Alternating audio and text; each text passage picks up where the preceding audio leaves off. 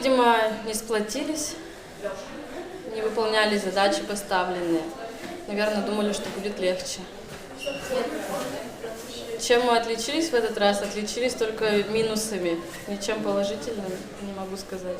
Как капитан, над чем будете работать, что уже отметили для себя? В первую очередь, какие ошибки? Настрой. Самое главное – это настрой. Будем готовиться, но уже только в следующем сезоне. Этот сезон для нас завершился. Видимо, все было не так, раз мы показали такие результаты, которых не ожидали ни мы, ни кто-то из других людей, ни даже из других команд.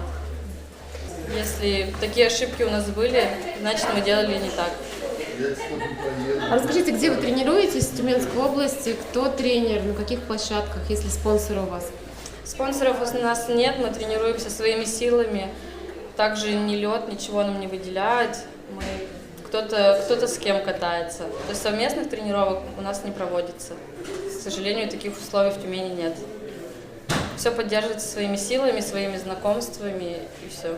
Любительская лига, она набирает обороты. По сравнению даже с прошлым сезоном, когда было все очевидно, кто и с кем как сыграет. В этом сезоне результаты вообще непредвиденные. То есть игроки растут, добавляются. Профессиональные, пусть там играют профессионалы, мы уже отошли от этого. Мы должны развиваться здесь, помогать развиваться этой лиге. Расти вместе с ней. Своей команды нам бы, конечно, хотелось, чтобы игроков у нас было больше, чтобы у нас имелась возможность тренироваться вместе.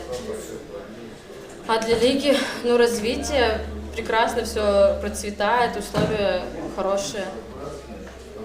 Вы за какой хоккей женский?